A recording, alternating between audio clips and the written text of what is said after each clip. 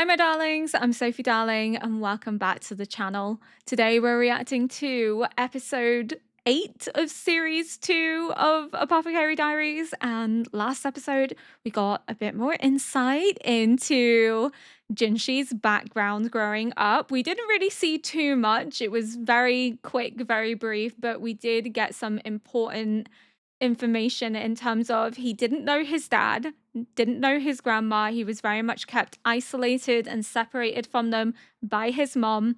His mom was very protective of Jinshi, didn't want him anywhere near them. But we also learned that Jinshi thought the current emperor was his dad up until he was old enough to be taught the family history. Only the family history is wrong, that is his dad. But regardless, it was quite fascinating to see that dynamic. You also learned more about how the kingdom was established with the Mother Royal and her descendants passing down this genetic colorblindness that would then pick out the next ruler so that the trait would continuously be passed to the next generation to ensure their legacy and their dynasty continued on.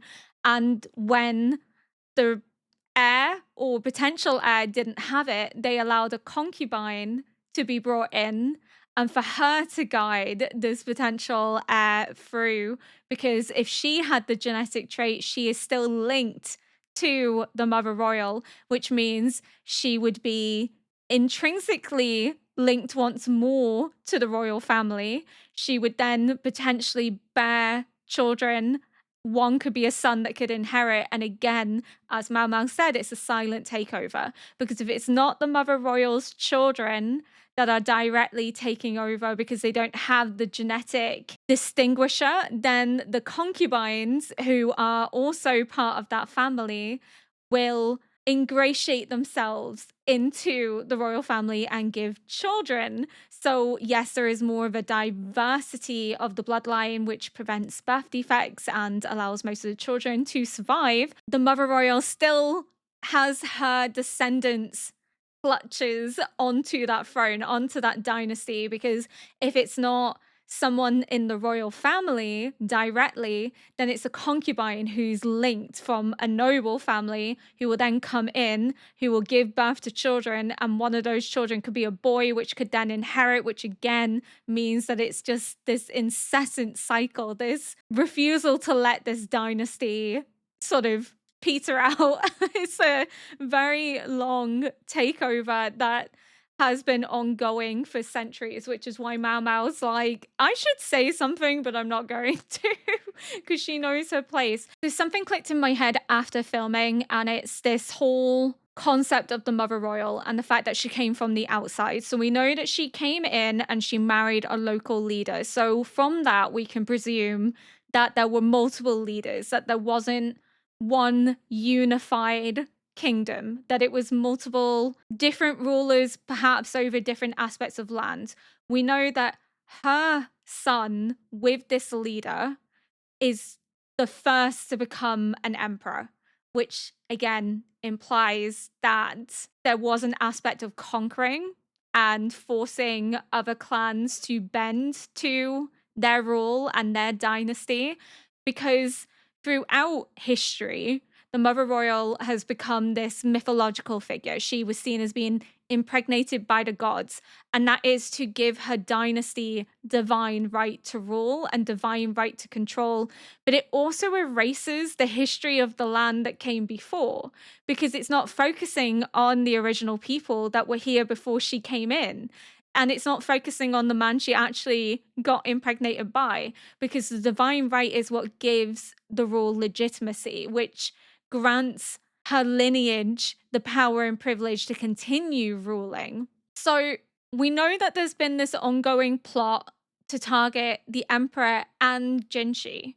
Not Jinshi as the eunuch, but Jinshi as the brother of the prince. So they're not necessarily targeting Jinshi the eunuch, because they don't know that Jinshi the eunuch and the prince are the same person, but they are targeting Jinshi in so far as they know that there is a prince and that he attends certain events, such as that ceremony that he had to go to. So we know that Jinshi is being targeted. So could those that are targeting them, that are plotting against him, possibly be the descendants of those from prior clans who believe that they have more claim and are seeking to tear down this dynasty that they believe is not legitimate because it descends from an outsider? Are they challenging the claim? Are they seeking to impose their own will and power?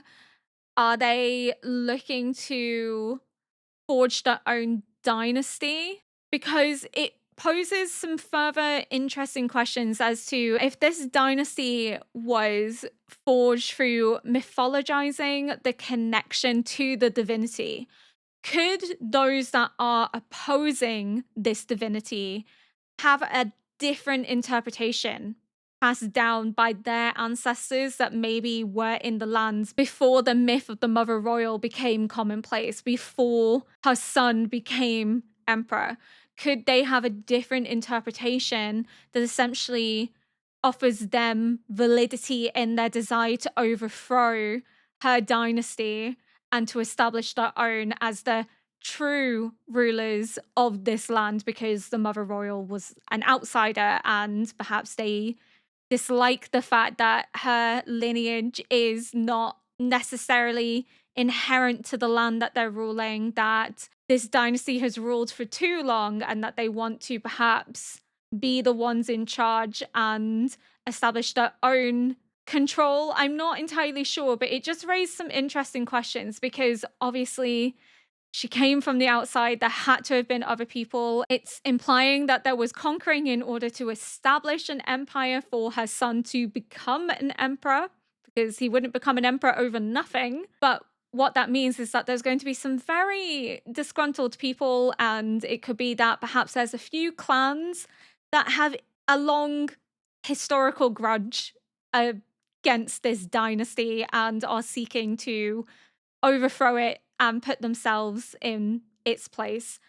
But it's going to be really fascinating to see how this all sort of transcends, if we're heading that direction, if we maybe get a war at some point. That would be kind of cool. I'm just saying, I don't really want to see any favorite characters like die or anything, but I think it would be quite cool to see like a conflict. I don't know. I'm big into like historical political intrigue. So I'm like, oh, conflict would be cool, and it's drama and it's tension between Jinshi and Mao Mao, and Mao Mao on the battlefield healing and tending to people, and Jinshi there with his sword, like cutting people down. Yeah, I'm getting ahead of myself, but it would be interesting to see if that's the direction they go in. That's if Jinshi could go into battle. No, Jinshi could go into battle. I was going to say maybe he wouldn't, because as heir it would be too risky. But at the same time, it's not uncommon for rulers to lead their own men into battle and heirs to lead men into battle to prove their reputation and establish loyalty and trust with the men they're leading, and to show their strength and to psych out the enemy. Because if the heir isn't afraid to show up on the battlefield, you'd kind of be a bit worried yourself if you're going to win. I also love the juxtaposition between talking about the concubine leading the rightful heir through, and that's how the rightful heir was chosen and displayed to the people, and it's Mao Mao leading Jinshi through, which is because Jinshi is the rightful heir. And also implying that at some point Mao Mao could be intimately his, but I think if that was to be the case, she would be like the only one, and he would completely dismantle the entire system, because I can't see him wanting to entertain the idea of having anyone else, because Mao Mao is the only one for him. But without further ado, we're going to get into episode 8. Oh, that's ominous music. Oh, that's the Empress Dowager, right? 本当にここを使えと。ええ、反省なさい。大丈夫じゃないわよ。そんなものばかり集めて。So they're punishing her by putting her in a storage shed? 物置小屋に移されちゃうわよ。物置小屋なら今の部屋より広いし、夜中に音を立てて。It's like, actually, this is a good idea. そうと決まれば急ぎましょう。早く帰って本人様に打診しないと。She's like, can I have the storage shed? She's a menace. しっかり反省なさい。She's made her ありがとう do ござい it. ますここに薬草を干してここで This is what she こ wanted. こはあれであれはここでうわ You've played right into her hands. It's not a punishment. It's a reward to Mao Mao.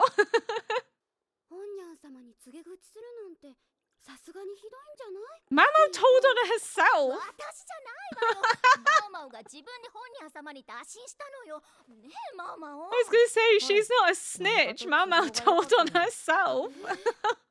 でも変な女官が笑いながら虫を捕まえているって噂になってるわよ That's not Mao そんなこと Mao. はしていません。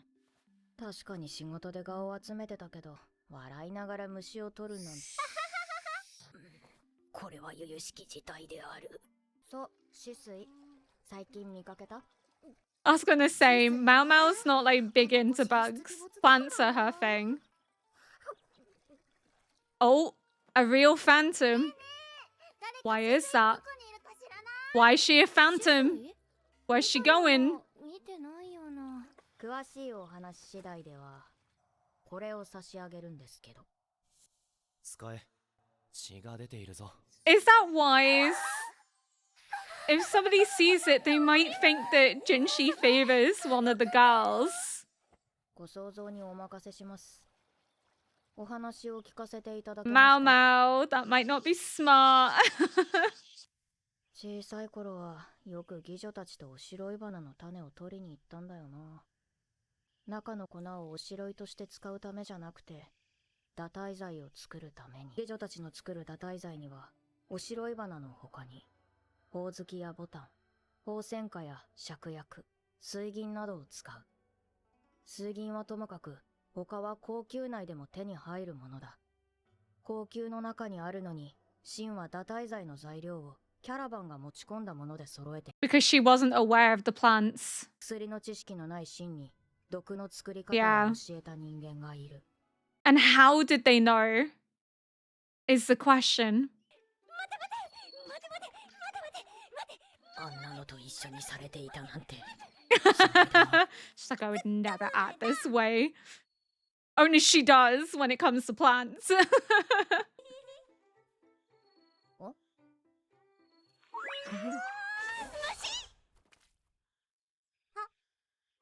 止水、どいてくれると嬉しいんだけど。 Did she squish it on Mao Mao's head? Ugh. ごめんねマオマオ She's so excited. この虫は東方の島国に生息している虫で羽を合わせて音を鳴らすんだよ多分交易品の中にあったやつが逃げたんだろうねきっと前に捕まえたガみたいにここにしか自生していないと思うよちょっと色がゴキブリに似てるけど違う生き物だ Mama's getting a taste of her own medicine. This is how she is with other people. When two people with hyperfixations meet. The Empress Salja. She's so pretty, こ isn't れは she? 確か皇太后様。 Wow. 昨年の園遊会で見かけたけど、本当 When に she was 若い holding な。 Lingli. 衆生の母親とは思えない。診療所に行くのかな診療所うん女官たちがやってる非公式の診療所なんだけどあれ皇太后様が作ったんだ Oh. 皇太后様が。女帝の権力が強い時代だったから公には作れなかったらしいけど優しい方なんだよね I wonder 皇太 why. 后様は Was it a way to ensure that some women didn't have to go back to like abusive families or would just be abandoned by the palace? うーん。 What an 人道 icon. 的な面を思えば、奴隷廃止はいいことだろう。 She also banned 牛 eunuchs. 馬のように扱われる奴隷はともかく、妓女のように自分の身を担保に借金をする場合、雇用に近い合法として扱われる。ただ、傍から見れば妓女も奴隷に見えないこともない。表向きは廃止された奴隷制度だが、名前を変えて今も存在しているのは周知の事実だ。 Yeah. It's almost similar to an indentured servitude. You owe a debt to the brothel, essentially. So she said this was back when the Empress had a lot of power, so the Empress Dowager couldn't make it official. But surely then her son would just make it official. She's also done some humanitarian acts in terms of banning slaves and eunuchs, but obviously they're struggling to ban courtesans, because in Mao Mao's perspective, and I guess in the perspective of other people, it would be seen as slavery because it is a form of trafficking. You are selling your body for profit and to survive. It's not something that most enter into willingly. So I do agree with Mao Mao's perspective there, especially because most of them would owe a debt to the brothel or would be owned by the brothel, and that's why they have to work their term. They essentially have to have their term bought out or they're forced into retirement, whichever comes first, which is why it costs a fortune because the brothel has to make a profit that amounts to what the courtesan would make if they were still working at the brothel. Hence why the prices are so ludicrously high, because in their mind, that's what they're calculating they would earn over the length of their term with the brothel, if not bought out. So it's kind of like they have to make that money back somehow. But it is a form of slavery. It's just a form of slavery that people are willing to overlook because they benefit from it. They're not willing to accept that it's a form of slavery because they're gaining pleasure or finding financial profit from these establishments. But also, these establishments are some of the only places that women could really make a living. They're so limited as to what they can do within the society that they almost feel like they don't have a choice.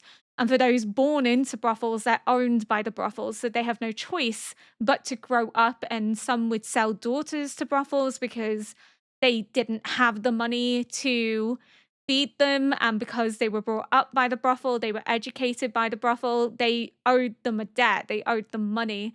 So they had to work to pay them back. So it is a form of slavery because they don't enter willingly. They don't enter because they want to. They're forced by circumstance, or they're born into it, or they're sold into it. But what I wonder then is if there's a connection then, because we're talking about the founding of this unofficial clinic that is run by women, and it very much seems to be the place that servants and possibly mid to low rank concubines go when they retire. And I'm wondering if that was set up to ensure that they had somewhere to go, because not everyone is going to have a family to return to.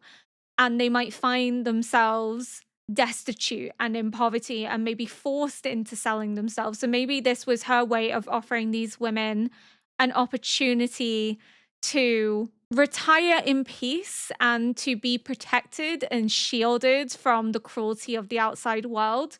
And that's her way of trying to help other women, is by offering a new avenue and lease of life that doesn't require them to go back to an abusive family or to jump into marriage with the first person that offers it, that could be someone that they don't want to be with, or find themselves having to fall into sex work because there is no other way for them to make a profit because they can't find work elsewhere. I wonder if they're connected in a similar sense, in that this is her way of trying to ensure that other women are safeguarded. 皇太后様が乗り出すなら高級の医療体制に改革が起こるかもしれない。そんな話ならぜひ聞きたいが。Don't stick your nose in. You've been warned. Now I'm going home. 最近怒らせてばかりだからな。Is she going home? やり直し。はい。甘いわよ。はい。そこ。Oh, is someone important coming to visit? いつもより念入りに。Is the Empress Dowager coming to visit? Is that why they're being so 誰か strict? 来るのか。皇太后様だった。She's so pretty. お気遣いありがとうございます。皇太后様は玉葉様の妊娠をご存知なのか。それだけ信頼されてるってことか。She seems like a very kind woman. Oh, she loves her 嫁 granddaughter. 姑というよりは少し年の離れた友人のような雰囲気だな。She was very young when she had the emperor. 確かの元より手配された次女よね。はい、そうですが、なぜ知ってる？ Because Jinshi is her boy. しごきがいのある子が高級に戻ったって。睡蓮は昔私の次女をしていたのよ。Oh, she did? And that's why she's with Jinshi, because she trusts her to look after Jinshi and to keep an eye on him. リンリンが疲れたようなので寝かしつけてきてもよろしいでしょうか。 This has all been organized so the Yeah. Empress Dowager can speak to Mao Mao without drawing attention. 察しのいい子ね。そこにおかけなさい。はい。 She's very soft spoken, isn't あ she? なたいろいろな問題事を解決している。Detective Mao Mao. 私は自分が持っている知識の中で状況に当てはまるものを提示しているだけです。突飛な想像力もなければ、親父のような博識さも But ない。 you've solved so 前もって much, 言っておかないと so 落ち着かないし。そ she れが doesn't want to 心情だから oversell herself and 仕方ない。 disappoint the Empress Dowager and get in trouble. わかる範囲でいいの。調べてもらいたいのよ。 Oh? Oh? 私は What? 先の帝に呪いをかけたのかしら。 Huh? I mean, no one would blame you if you did because he's, you know, a nonce, but そんな風に思っても仕方ないのかもしれない。 what does 先 she の帝に do? ついて正直いい話は聞いたことがない。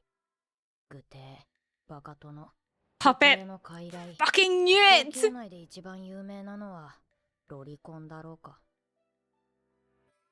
Oh my god, they're so young! しかし、先帝は妙齢の女官が数多くいる中で、一番幼い娘にばかり手を出していた。今の帝を出産される際、まだ体が育ちきっていなかった皇太后様は、腹を切るしかなかったのだ。そして、 Oh, that must have そ been の出産を手伝う traumatizing. ためにわざわざ宦官にさせられたのが不幸な我が親父、ルオーメンだ。皇太后様はその後、王帝を出産した。王帝の年 He's 齢は dead 確か because it's not 私の一つ Jinshi. 上。出産した時の皇太后様はみそじ前。王帝は本当に先帝の子なのか。うわ、こんなこと口にしたら打ち首にされ Yeah, かね you ない。 could be. I think he probably was, but that's maybe why she didn't care so much about her actual son and was willing to perhaps swap the babies.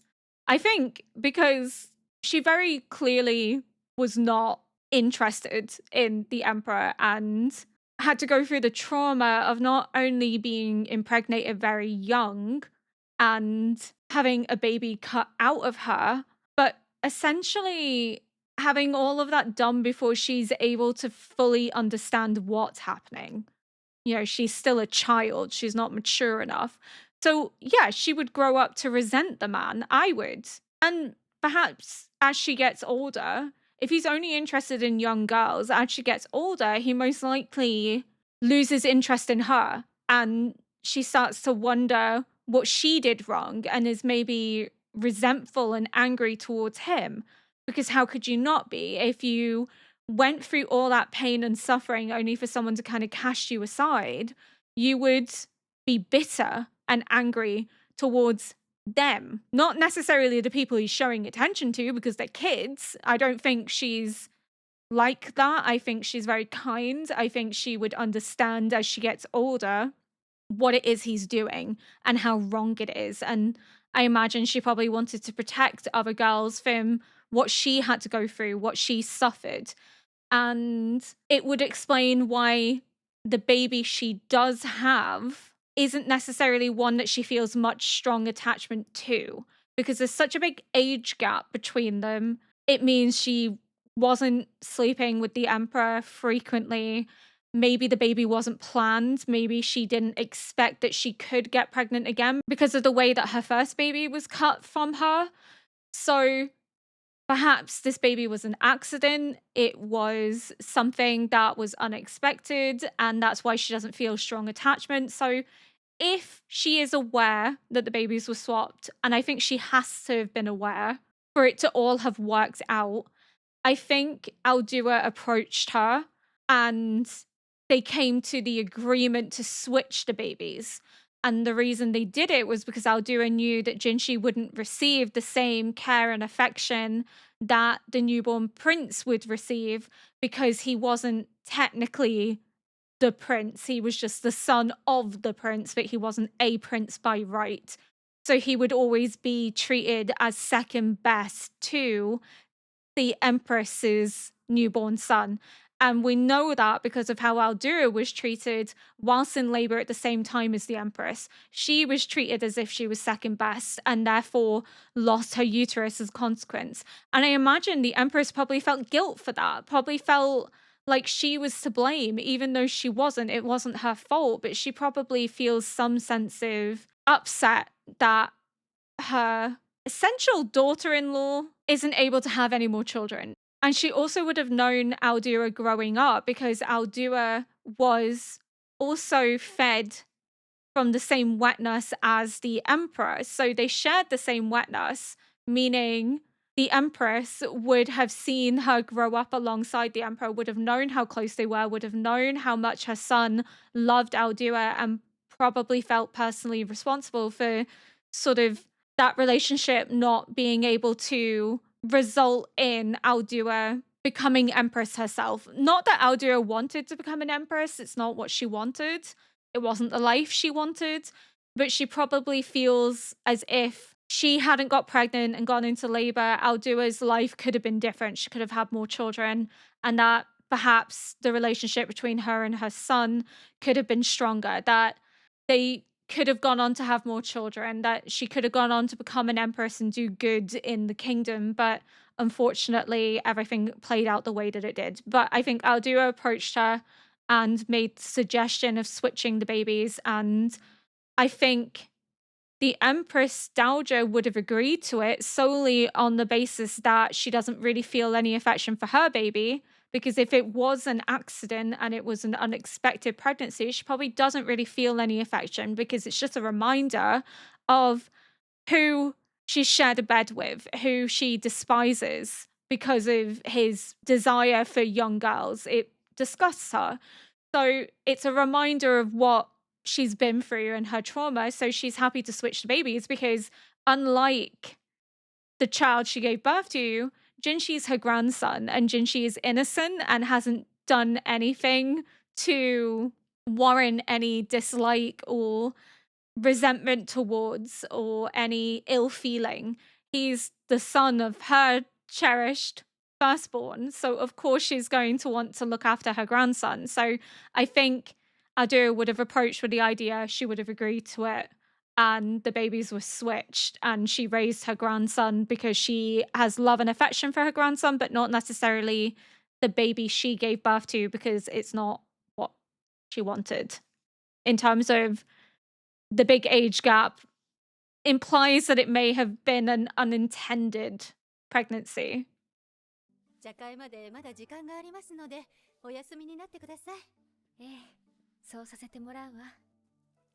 She's getting tired more easily now. 玉葉様は妊娠初期の眠くなりやすい症状が続いている。Having a nap with Lingley is so cute. だから余計緊張するの。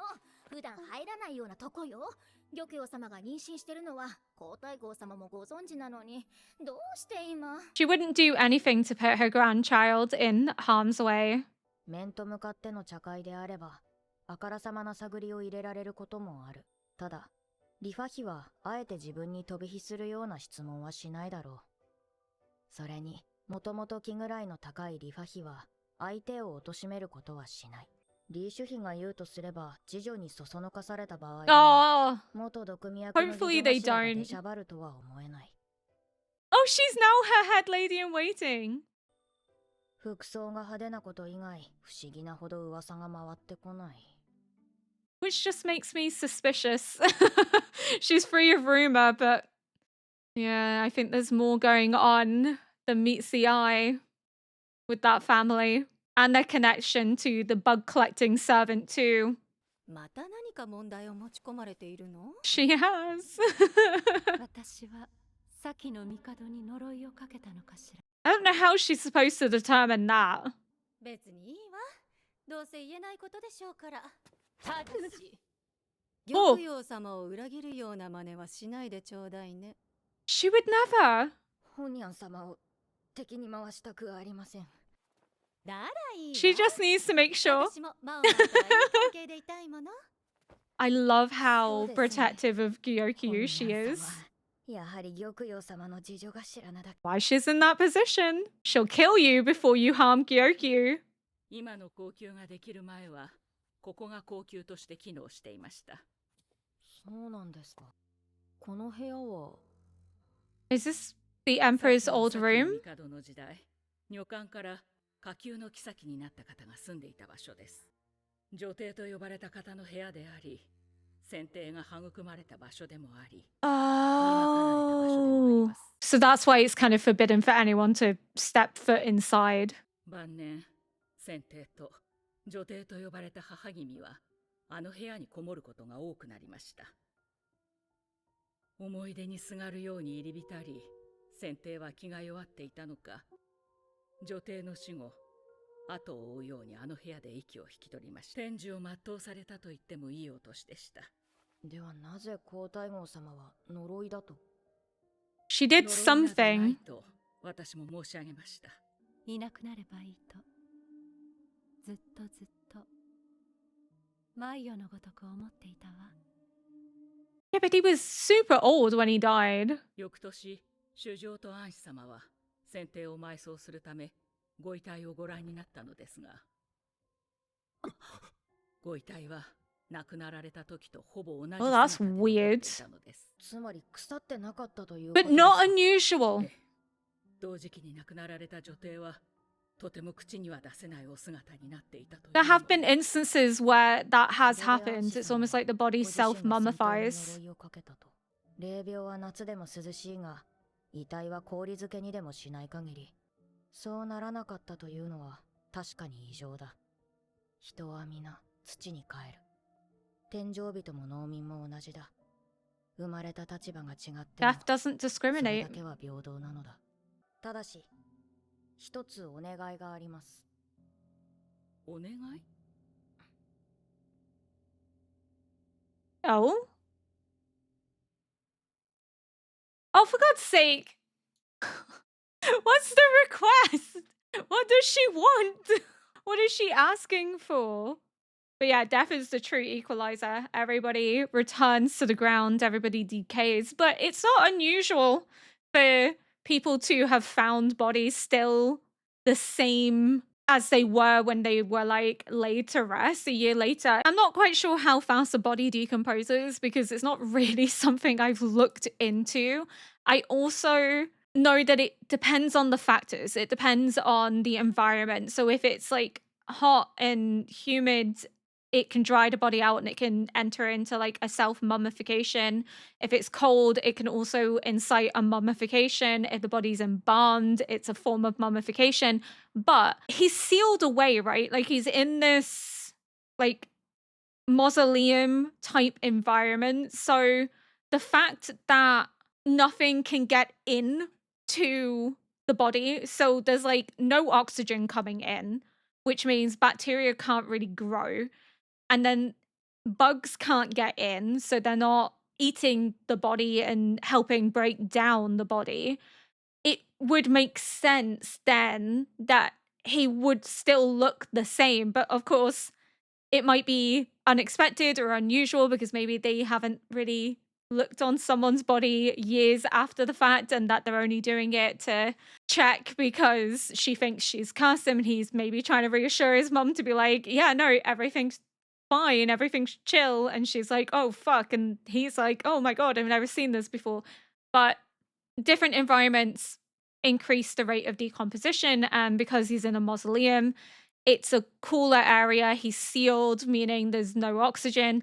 It's really not uncommon, but if you weren't sure of how the body worked, you probably would think, fuck, like, I've cursed him to live like an undying, everlasting life, that he could come back. So because they're essentially saying that the Empress. Ah! It makes sense now. The earlier comment by the servant about it being the Empress, they're talking about the previous Empress Dowager because they're referring to the Empress Dowager as the Empress Dowager, and they're referring to the one that came before her, the previous Empress's mother, as the Empress.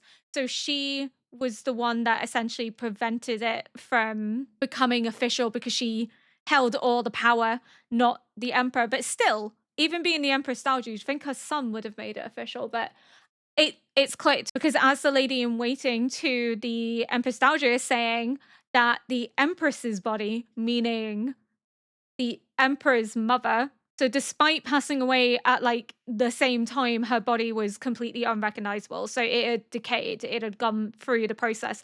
But with her not being the emperor, her body may not have been taken care of in the same way, or there could have been a reason in that what she's in wasn't sealed properly, and that allowed bugs to get in and increase the rate of decomposition.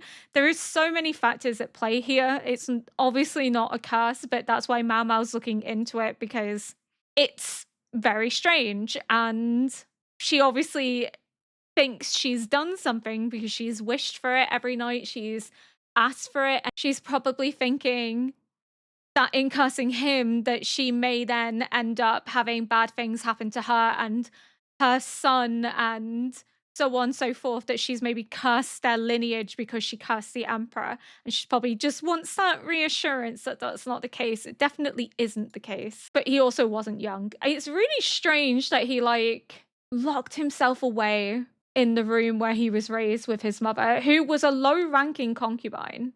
So they were very much their own little unit in this room, but that also meant that she could groom him into becoming the emperor if her ambitions were to be the one in power and control, because she's low ranking. And we know that the previous emperor's half brothers all passed away from illness. Could it be illness, or could his mom have had a hand in getting rid of them so that nobody stood in the way of her son becoming emperor, and then she would become empress by de facto association? She would have power and control finally in her life. Like her son was her stepping stone to power, and therefore she maybe took out the competition.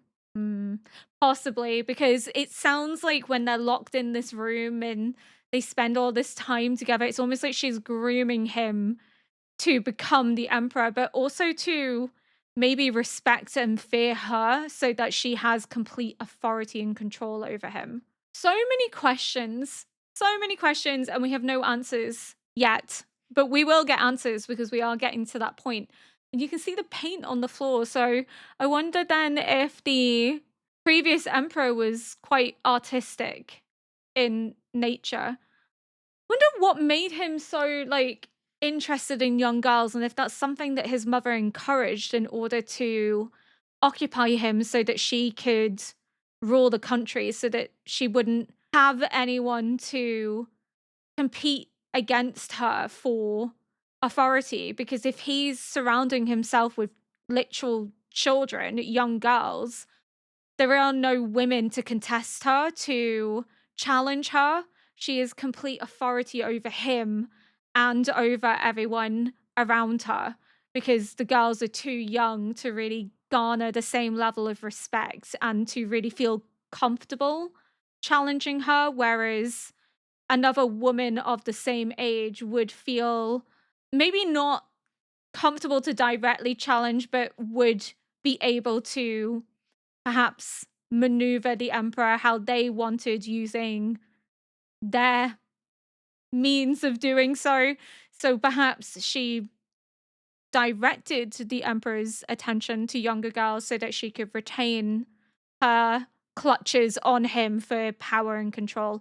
That means that he still had an interest in young girls. That still means he's a pedophile nonetheless. But it does make you wonder if that's something she encouraged, if she cast his eye that way and told him that that's what he needed to do and raised him to think that was what he needed to do. And therefore, he didn't think that that was wrong. And that's the attraction he developed. I'm not saying that he's a victim here, but I'm definitely saying his mom wasn't a good person. They're both shitty people, but we can acknowledge the trauma of a shitty person nonetheless, even if we don't agree with what they go on to do. It's very fascinating to know that she set up this clinic, that the previous empress didn't allow her to make it official.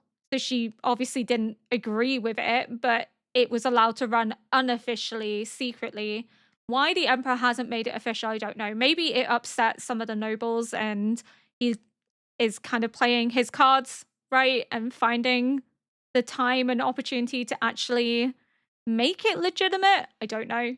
I wonder if maybe this was also her way of protecting young girls at court from the emperor, maybe creating this place that's almost like a refuge. It's isolated, it's out the way, and it's all women.